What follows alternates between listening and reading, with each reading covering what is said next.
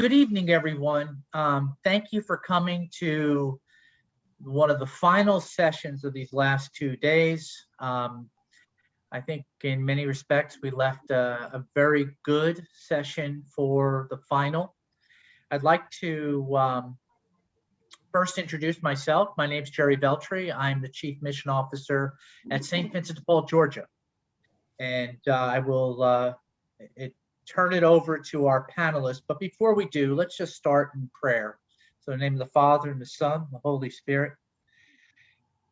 Thank you, Lord, for bringing us together, albeit virtually, in this last 2 days, and bringing up very important topics and helping us renew our Vincentian spirit and our dedication to helping those in need in your service.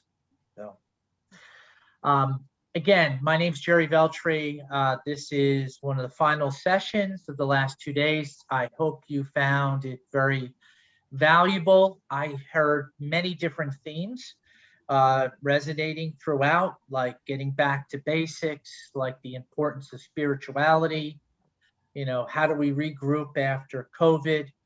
So again, we really appreciate you spending the time over the last 2 days to do this. So like I said, I think we're leaving some of the best for last. And so what we have today is a true treat for you, because we have a great cross section of experienced Vincentians who are in different positions, and they will be handling different types of topics. So please use the chat room, tee up your questions, and we will then get started with having this free-form question and answer panelists. So we have 3 panelists that will be handling your questions, and I want to turn it over first to Kathy Morris, who's the conference president at St. Anne's down in Florida. Kathy, can you introduce yourself? Yes, excuse me. I'm a former math teacher from Western New York, and I moved here in 2012. My first experience with St. Vincent's, I went and wrapped Christmas gifts for their angel program. And then I worked my way into interviewing, and then I was a secretary, and now I'm in my 3rd year as president. So it's kind of a progression. And there's like 3 topics. Like, we were asked to submit topics we feel strongly about. And one was that I would talk about would be networking with organizations such as United Way, which can help you obtain grants and financial assistance. A second one is diversity, as we are trying to increase the involvement of our Hispanic community in our conference and provide training for them. And my third one is we've been very fortunate to partner with a club in a community.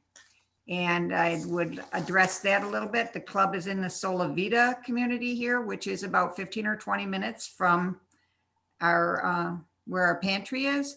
But I also would expand upon that experience of how it got started and how it has benefited us. So I don't know if that's as much of an introduction as you want. Kathy, that's great. That's great. And next, let me turn it over to Mike Meese. Mike is a good friend. We've known each other for several years. Mike, please introduce yourself and keynote some of the topics that you would like to address. Okay. Good evening. Thanks for asking me to participate. And I'd like to start by thanking Amanda in particular, not just for this panel, but for everything she's been doing behind the scenes to get this 2-day conference together and coordinated. And in the Georgia Council, we're blessed to have Amanda and Jerry. So I'm very appreciative of both of them and their efforts. So as Jerry mentioned, my name is Mike Meese. I'm the Archdiocesan Council President at St. Vincent de Paul, Georgia. And as Kathy indicated, there's a progression. So I've started out earlier on as a spiritual advisor at 2 different conferences, and then a conference president and a district council president. But, you know, the most rewarding, easy for me to say, role that I have and have had as being a caseworker. So for me, it's all about the casework. It's all about the home visit, and would love to talk a little bit more about that over the next 45 minutes and get your thoughts on that, because I do have some concerns about the impact that the COVID may potentially have longer term on the home visit. So that's a topic that I have a genuine interest in, and I will piggyback on to Kathy on the point of diversity, because I think diversity, one of my goals in my term here as a council president is trying to get greater diversity at leadership levels, not just in terms of conference membership, but conference leaders, district leaders, council leaders. So I think that's really important. I hail from Michigan, so I'm a transplant like Kathy, and I've been here for 25 years, and I've been a Vincentian for 20. So good to be here. Mike, thank you very much. And finally, we have Marvin Roper. Marvin, if you could say a few words, as well as some of the particular interest areas that you'd like to address. Okay, thank you. I've been a member, I'm an old timer. I've been a member for 47 years. I've been in Florida for 42 years, and I've served in almost every capacity, from conference president to Dyson council president to executive director and a few other jobs in between. I've been doing training since they began. I was one of the first people to be trained by National to train the trainers. So I've been doing training. I think it's an important fact, portion of the society, is that we train our people to understand what the society is and how we operate. If we don't, then we're going to have probably 4,000 different ways of doing things, and not all of them good. Okay. All right, Marvin. Well, thank you very much. And so I guess with these introductions, you heard the different types of areas. Quite honestly, every area is open because we've got such a great cross section of expertise here. So let me ask you, start bringing your questions forward. We want to hear them so that they can share some of their insight.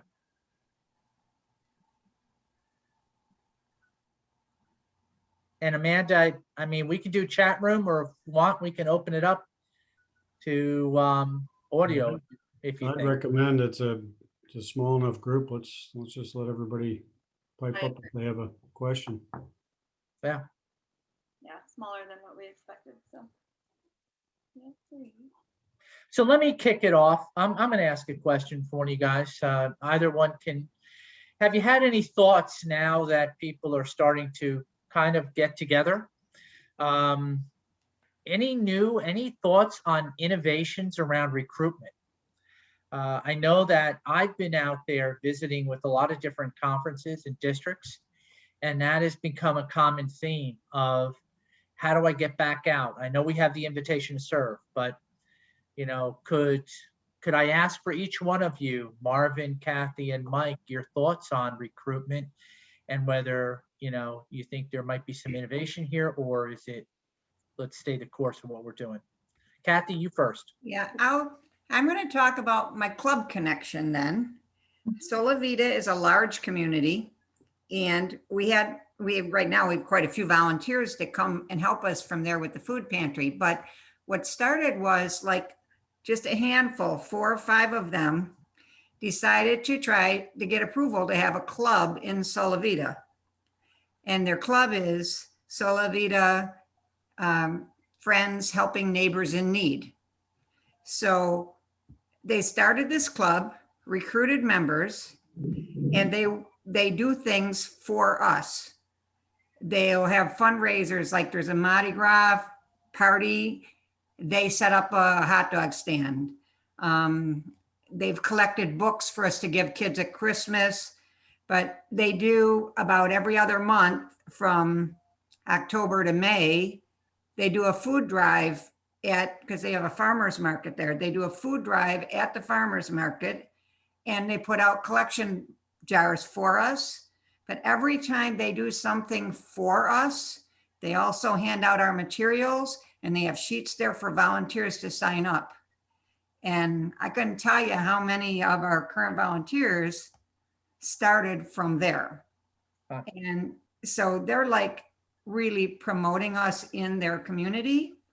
And so I look at it as if you were to look at your membership, and if they reach out in their community in some way. We had another community, which is a smaller community, very much smaller community, which we had one person in that I know of.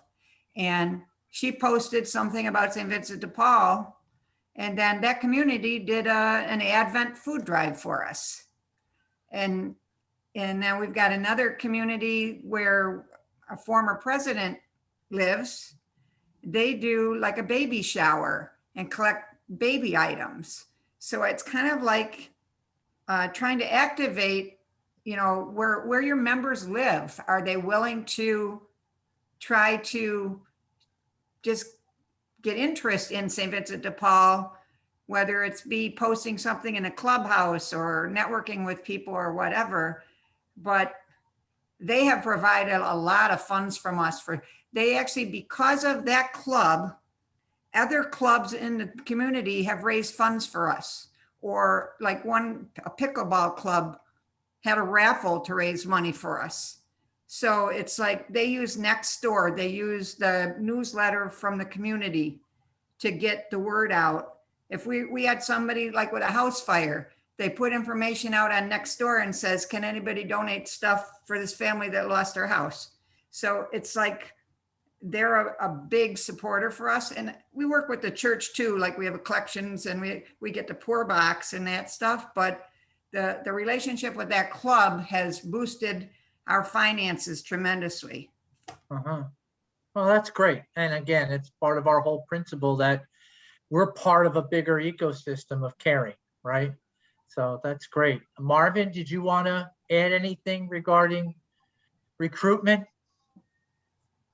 Well, the invitation to serve has been a great program. I've used it a number of times, and I've never had less than 25 people sign up, even in a real small parish. But the personal contact of the members, talking to somebody to ask them to join, is one of the important tools that they can use in the conference. Uh-huh. Well, that's great. Mike? Well, two things. One, I think, and hopefully everybody else has seen the same thing over the last year and a half. We've been blessed by the fact that during this COVID crisis, donors have flocked to us to some extent because they recognize that we're on the front lines doing this work. And so to me, it's been very heartening and heartwarming. But I think we need to be constantly reporting back to those donors. This is what we've done with the funds you've provided. And this is the kind of work that we do to get them to go from just being donors to being potential Vincentians. I think the other comment, and I would agree with Marvin, that Invitation to Serve is a great program. I think the other question is, who is it we're trying to recruit? And I know when we did Invitation to Serve years ago at our parish, we got great response, but it was from the typical Vincentian target audience, if you will, of the sort of retirees and older people. And I think if we want to recruit younger people, or if we want to recruit different demographic groups, we need to find other ways to do that through social media, through Facebook groups, through events that young people in particular like to be involved in. And to be honest, it's not something that we've done a great job of in Georgia, but it is something that's on our radar to improve at a lot of those social media campaigns that are targeted to different populations, to not only increase membership, but to increase diversity at the same time. To go on what you said, I still put stuff in the bulletin, but I was talking to the one lady in the office the one day, and she was like, don't put it in the bulletin. Like I was trying to have her translate what I had into Spanish for the Spanish section of the bulletin. And it was, put it out on Facebook, put it out on Instagram, they'll read that. Whereas they don't necessarily take home a bulletin and read it. And so that was the same advice I got. And what you said about recruitment, if you can get 1 or 2 people from a group to join, like in our case, the Hispanic people, they will bring others. They'll bring a family member, they'll bring a friend to get involved. If you can get somebody from that group excited, then they will bring more from that group, I've found. Well, that's great, Kathy. Marvin, let me ask you, because there's a question that came in from one of the participants saying, so I need to contact Catholics. How do we use Invitation to Serve or other programs? And so you indicated how much you've been able to use it and be successful. Can you just do a quick little description of how you implemented Invitation to Serve? Well, Invitation to Serve has a script that you use from the pulpit. It's better if a member gives it instead of the pastor or a priest. You have to have a table outside that sign people up. And then you have to do the following week. You have to do what I call a dog and pony show to describe what the society is and what we do. And then you invite them to join the society. Not everybody joins, but some of the members should come and join. It's such a great addition to the conference.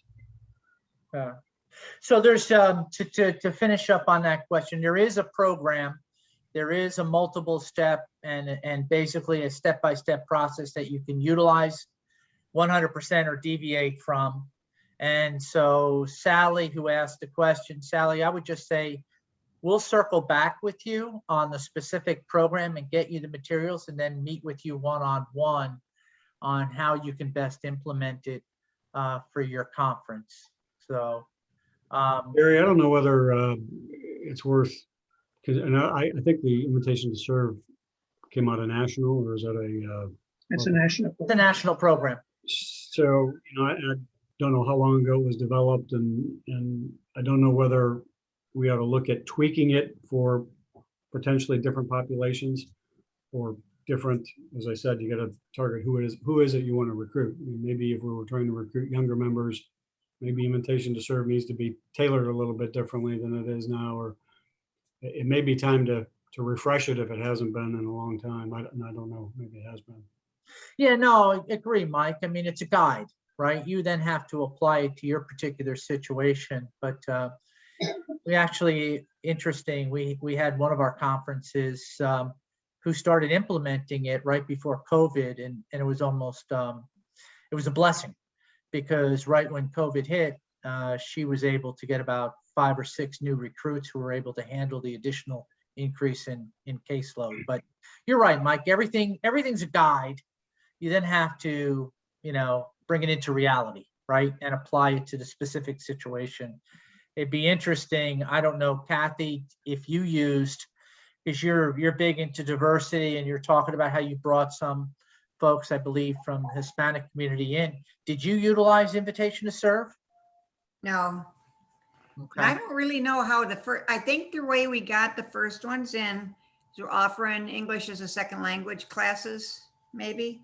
Okay. I know that some of our people at least have taken that, but I'm not sure if that's where they drew from, because some of our Hispanic people started before I got involved. Okay. Some of them had been doing it for years, but then more recently we've gained some, and I don't know why we got the first one. It's like you get the first one and then we got another one and another one and another one, so I don't know how we got the first one specifically. I mean, we always, if we're putting something out for church, we always put it out in more than one language, but I don't know what exactly drew the first ones in. We did earlier on have,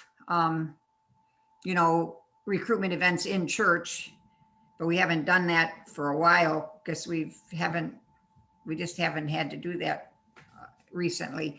So I don't know where, but and we used to do Walk for the Poor, And all the kids that were in religious ed would participate in the Walk for the Poor. And so their parents would come with them to that and such. So that may have where some of that touch base too. I don't know. Got it. No, good point. Again, if there are any more questions, let me jump to a different topic and ask our panelists. There's an interesting topic here. Mike, you put it down as one of your interest areas, which is parish donor relationships. Can you expound on that? Well, it actually goes back to the comment I made earlier. This may not be universal across the Southeast, but certainly at my conference and in a lot of the other conferences in my district, as well as in the Atlanta Council, we've seen a huge influx, particularly in the first 6 months of COVID, in parishioner donations, as well as foundations and of course CARES Act funding, etc. And I feel really strongly that we need to be at the conference level, communicating or over communicating potentially to those donors. This is what we've done with the funds that you've given us. And obviously, they've entrusted to us the funds because they know that, as I said, we're on the front lines. But we're not just on the front lines during COVID. We're on the front lines when somebody has a car breakdown and can't afford to repair it. And I think to the extent that we're continually reporting back to donors what we're doing with the funds that they entrust to us, the more they will understand our mission, and that it's much broader than just responding to an episodic issue like COVID or a one-time issue. But we're there every day, 365 days a year, answering calls, visiting people, ministering to them, not just financially, but spiritually and emotionally. And I think that as long as our donor roles are expanding, we need to be communicating with those people so that they continue to donate, but perhaps more importantly, they become motivated to become part of the work that we do. Yeah. Good point. We were here before COVID. We're here now, and we'll be here afterwards, We've right? been here through COVID and Spanish flu and Civil War and Yeah. so. Marvin, your thoughts on this? And what did you see? What did you experience in your council? In the conference, we actually saw donations go up. We've almost doubled our donations this last year. I think people realize that church attendance was down because churches were closed part of the time, and they just decided that they needed to help the poor and they were going to donate to us. But again, it's communicating back to the parishioners and the donors on what you're doing with their money. Mm-hmm. You feel the same way, Kathy? Yeah, our donations went way up through the pandemic. And I mean, for quite a few months, like we were taking in more money than we were spending. And just say the last 2 or 3 months where we've actually spent more than we got donated. Okay. But then we just got a good donation this week from somebody. So that'll we'll do well this month. But but we did, like, we had some people give us their whole stimulus check, and that just to help out. And so, yeah, our donations are quite up, but we used to hardly ever help with rent. And we did a little bit of motels. We were mostly paying utility bills out of our funding. And now we help a lot of people with rent and temporary housing in particular. And to me, that's a thing. And I know there was a session on it. I wasn't able to attend the homelessness part, but Gary sent me some info. But it's very frustrating putting people up in a motel because they can't come up with, firstly, to find a place to rent. But I was talking to someone yesterday, she says, we really don't want to be in a motel, but they want first month rent, last month rent, security, and you have to pay to start utilities. And they just they can't come up with all that money at one time to move to another place. And I find that a very frustrating thing because we can pay for them for 2 or 3 weeks in a motel, but it hasn't change their situation. And Gary, our bishop, is on here, and he has gotten a systemic change grant from for our district, which we're going to start in the fall. And maybe we'll be able to make a difference with, at least a small number to get started of bringing some change for them. Did you do anything in particular to communicate back to your donors with all the increase? We did I know I sent to Solavita a thing like, probably it's been over a month now, but I sent them a thing of like, during the first quarter, this is what your funds helped us do, and then I sent it to Felice, who's the club president, to disperse to the people of Solavita. Now, we also had a person that he had to take his first retirement money out. He turned the age and he questioned me a ton about St. Vincent de Paul, and he gave us his first thing. RMD it's called, right? Yeah. The required minimum distribution. Yeah. We know that well. And it was 12,000 and something, and he gave it to us.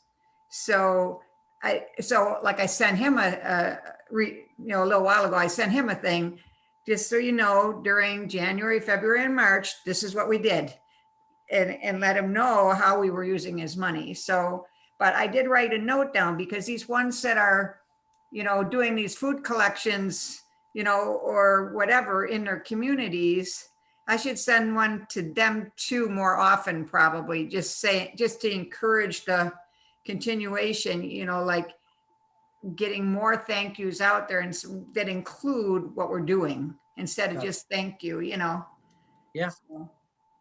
You see that as an ongoing basis? I'm sorry, Mike, you were going to say something. Yeah. Well, I just wanted to jump in on something Kathy said about the motel issue and people not being able to get out of extended stay motels because they can't afford the security deposit, the first month's rent, etc. And in the Georgia Council, we kicked off about 2 years ago a pilot program called Motel to Home, working with a local housing authority and the United Way.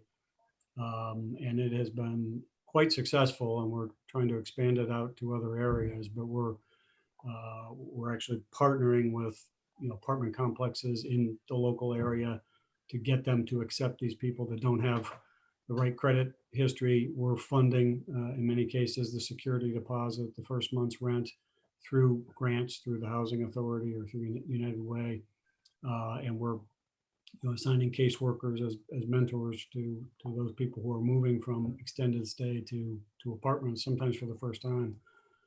So it's a great program, and if you're interested, I'm happy to put you in touch with Denise Fisher, who spearheaded that effort, and she can fill you in on that. She's our council vice president. Yeah, I would like to get the information for it, because that's one of my biggest frustrations, is the people that just can't find a place to move into.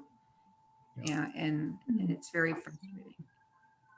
St. Vincent de Paul Cares has a federal grant that needs some state money too, for housing, in which they can take a homeless person or a homeless family and put them in a motel until they can get them into a home, and they'll pay rent up to a year and rent and utilities to get them on their feet.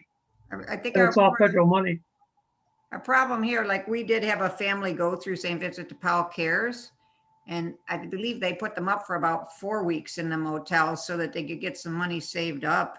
But the trouble is it takes so long, because then they have to go through the homeless coalition to actually be on the list and get a house.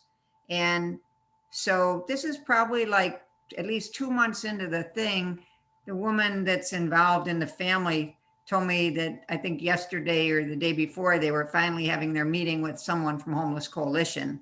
But at least it's somewhere else to go, the St. Vincent de Paul Cares program. It's just in our area, there are just so few lower priced apartments. Housing in Tampa area is very expensive. There's no inexpensive places anymore. Mhm. I think we're finding that in a lot of different areas. Let me switch to a different topic. Marvin, when you in your introduction, you talked about being heavily involved in formation training. I know that in Georgia, we had to pivot and do a lot of our training virtually. In fact, the Ozanam training got rolled out virtually. And in one hand, I know we want to get back to in-person type of training, but on the other hand, it seemed like the type of virtual training resonated with a lot of folks and seemed to be able to get out to a lot of individuals. So do you have a particular thought, about training and the experience that you had with COVID? And then Mike, I'll come over to you. Well, we basically stopped awesome orientation for almost a year. We started up again, but we are doing them in person. To do it virtually, you lose the ability to read the audience and ask questions and pivot your talk to fit the audience. It's a little harder when you can't see them in person. So I highly recommend that you do it in person. Okay. Although there is a 45-minute training session for new people who can't make the orientation to begin with. And that still has to be done by a trainer or a formator or a presenter. But that is a virtual program that can be done, although you could do it in person also. Okay. Mike? Yeah, actually, I raised my hand to ask about a different topic, but on this topic, one of the things that I would suggest is that the training, which I think we do a good job of Ozanam orientation and home visit training for the general membership in our council, largely because of people like Jerry and Amanda and our council spiritual advisor, Sister Mary Francis. We've put a lot more focus and emphasis on spiritual advisor training and have really focused on that, which I think is incredibly important, because I think we lose too much when we don't have good, well-trained spiritual advisors at the conference level. And I know there's a good national spiritual advisor training program as well. So I just want to caution everybody, our training shouldn't just be focused on Ozanam orientation and home visits, but the training of officers and even beyond the officers, the training of our members on what spiritual advisors should be doing, to me is real critical. I agree. I think that in our council that has been being addressed like they did in the past. They did have a set of meetings, Zoom meetings for presidents and I think for treasurers. And they did it for spiritual advisors. They did Voice of the Poor. So they have been doing that. We did, I think, 2 Zoom sessions of Ozanam, and there's one coming up in July. And then in the fall, we're going back to in person. But our diocese is just like, as of August 1st, churches can go back to normal use of their buildings. So like I have a meeting of an in-person meeting of our group, our conference scheduled for August. But until then, we'll be on Zoom, probably, unless we go to someone's house or something. But we've been doing the Ozanam training, and like I said, tying that with diversity a little bit, I recruited 2 people, really 3, but one had to kind of drop out because of family health issues, but 2 people who are bilingual. So they can train in either English or Spanish. And they have both helped out with the Zoom training. And one of them just did an in-person to finish up the Spanish. So that's a place that if you can recruit someone who's bilingual to help with your Ozanam, I think that's a big help too, or with any of your training. Mm-hmm. So Kathy, I'm going to go back to you with this question. And there's a question that came from one of the conference presidents in Georgia. And she's asking, can we do training as we go forward, both in person and virtually? For those of us who do not live close to the council or parish where the training takes place, virtual is easier to access. So what are your thoughts? I think so. I know our council, I don't know if they're planning it for this one in like in October, but we could do it. It's actually going to get hosted at our parish. So we could probably do it if we have the interest in it. But I know the council has recommended that as we go back to our meetings in person, that we still offer a computer Zoom thing from the meeting if we can, for people that can't come in. So I did check with our because I have to use a church building, one of their, to have our meetings. And so it's like, can I use your Wi-Fi and so forth to try and host something with Zoom? And they said, okay. So hopefully we will do it at least for our initial meetings, but I'll have to talk to the Ozanam coordinator and see what her plan is as far as continuing it. And we could definitely do it since our parish is hosting the first one in the fall, we could definitely do it. It's just a matter of making arrangements for it. Mike, your thoughts on this? And you probably hear a lot from Vincentians throughout Georgia. What are your thoughts? Obviously in-person training is better than virtual training. I mean, it just, one of our essential elements is friendship and being in the same room and meeting other Vincentians and other people aspiring to do the work is an important aspect. But there's a lot of practical reasons, as mentioned, that doesn't always work. And I think having a hybrid solution where we have in-person training, but it's offered remotely. We have the benefit in the Georgia Council through our capital campaign, having a connected classroom where we can broadcast the classes remotely and people can interact as if they were in the room. But certainly not everybody has the benefit of doing that. But I think it's something that going forward we're going to have to do it both in person and virtually, just for practical reasons.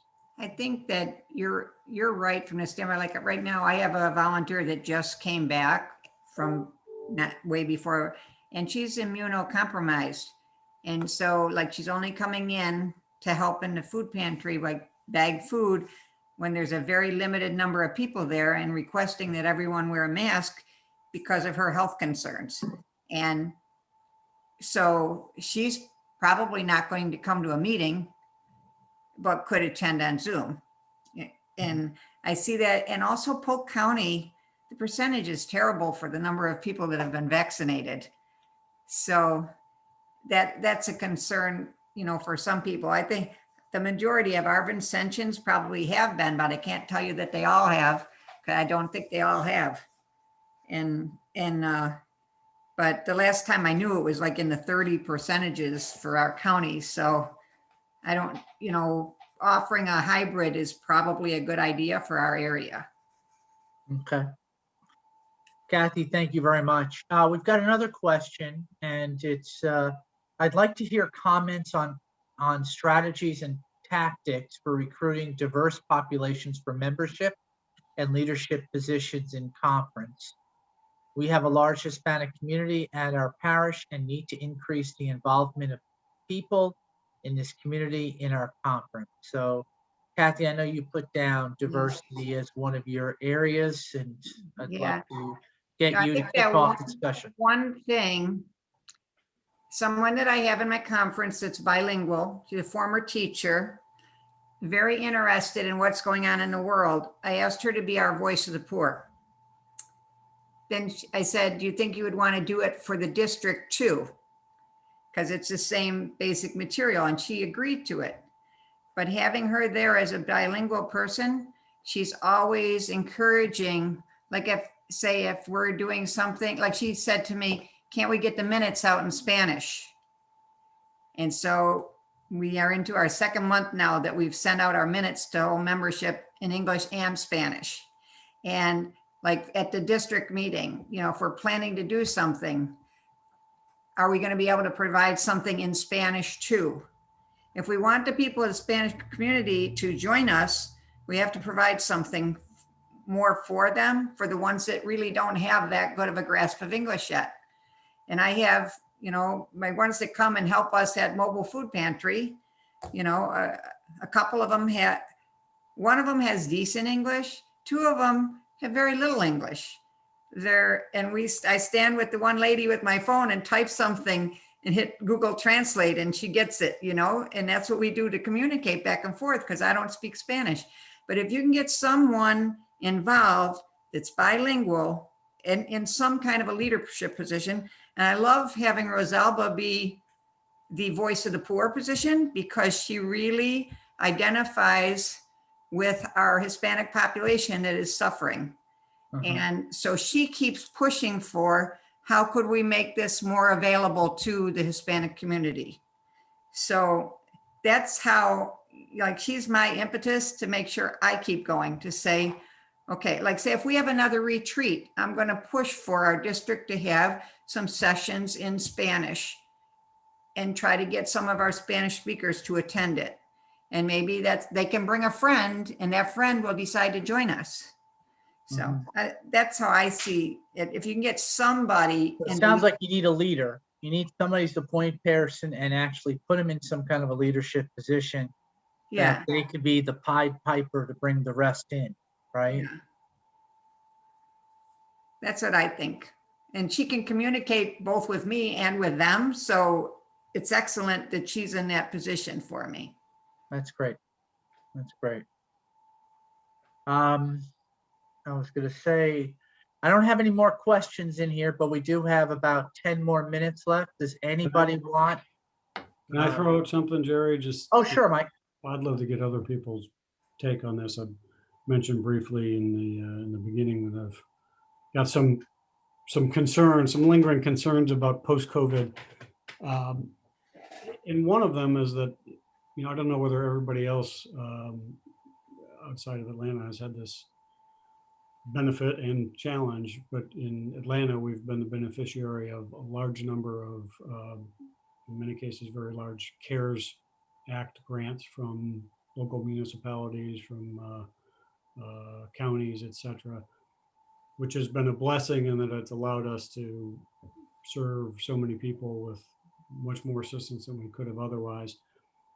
I do have some concern, though, that our work, our service delivery has gotten a lot more transactional because of that, because we're basically a conduit for a government aid program, and there's all sorts of forms and boxes to check and copies to get, and it's been a necessary evil, but I'm hoping it doesn't have a lingering impact.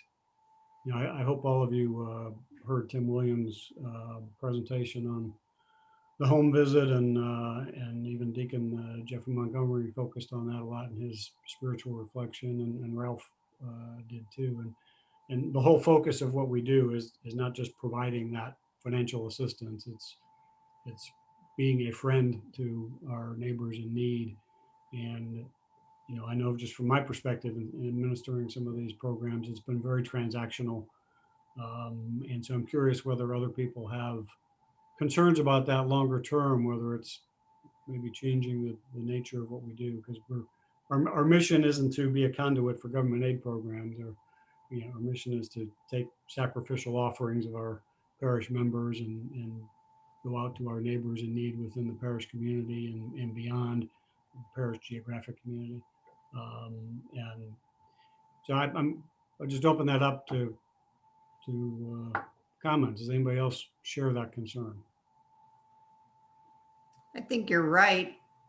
I think in our conference, traditionally it was started as a food pantry, and that was the primary focus of it. And then we had interviewing, but the majority of the interviewing was done at our center, not in the homes.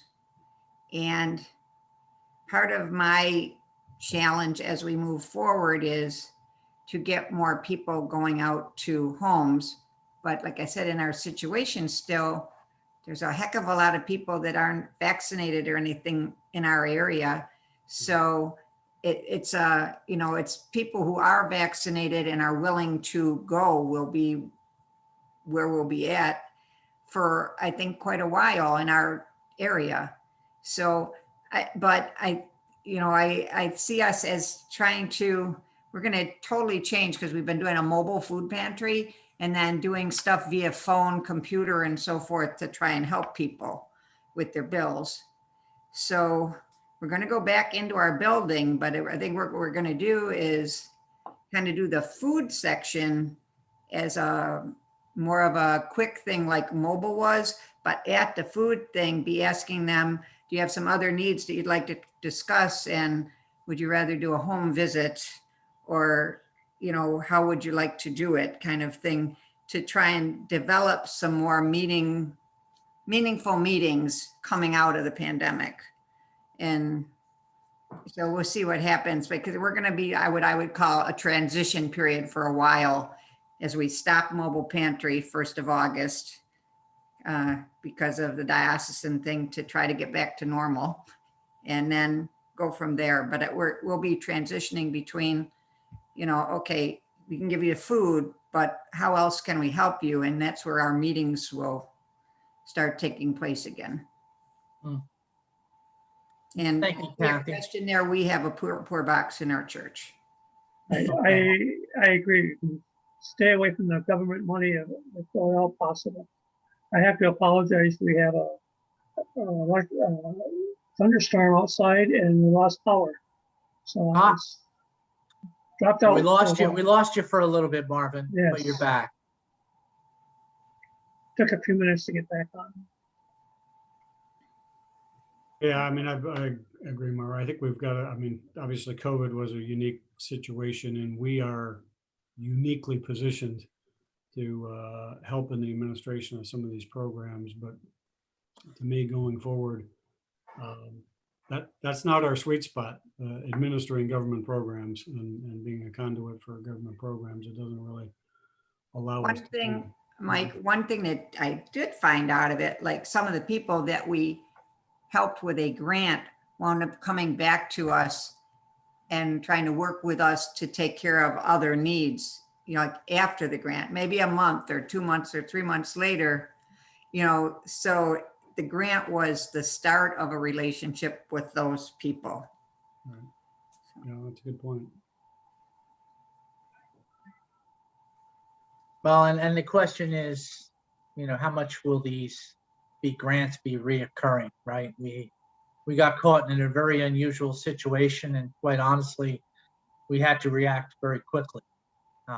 So it'll be interesting over the next several months as things unfold, and if we get a new outbreak, right? So do you all feel there's going to be resistance on the part of some of your members to, even once vaccinations are in place and COVID is kind of relaxed, to actually get back to home visits? Because I also fear sort of the path of least resistance. Okay, casework has gotten a lot easier in COVID because it's, you don't have to get in your car and drive 10 miles, and the visits are relatively shorter on a telephone or video call, and particularly in rural areas where sometimes you may have to drive 20 or 30 miles to visit a client. I also worry that there's going to be sort of a path of least resistance. Well, this worked during COVID. We were able to serve people. Why can't we continue doing it remotely? And I hope we all certainly avoid that temptation, as convenient as it may be for some of our members. But anyone else share that concern? I think that may be, partial, but we didn't have a whole lot of home visitors before. So I'm going to be encouraging home visiting, but I don't know how many will be doing it. But what I found also that's kind of I'm not sure so many people come to us like the day before their electric's getting turned off, or, that kind of thing. Like they wait and then they find out about us at the last minute, and can we help them not get their electric off or their water off, or we're facing eviction if we don't come up with this amount of money. And it's like you have a time crunch also to try to help them if, you know, if they're going to avoid that kind of a thing. So I don't know if that's a universal thing or not, but it just seems like so many of the people that contact us, like for a bill payment, they wait until they owe a lot of money and it's going to get turned off. They don't come to us like the first month they can't make their bill. And that, so it puts it in a time crunch, which makes it like getting out to do a home visit to them to pay their bill is, you know, just taking more time. And I don't know, I'm not sure what the answer to that is, but I'm just saying that's one of the things that we face. Sally, it sounds like you share that concern. Have you heard from members from Vincentians in your conference or council that they're hesitant to go back and they think it's just fine to do remote casework?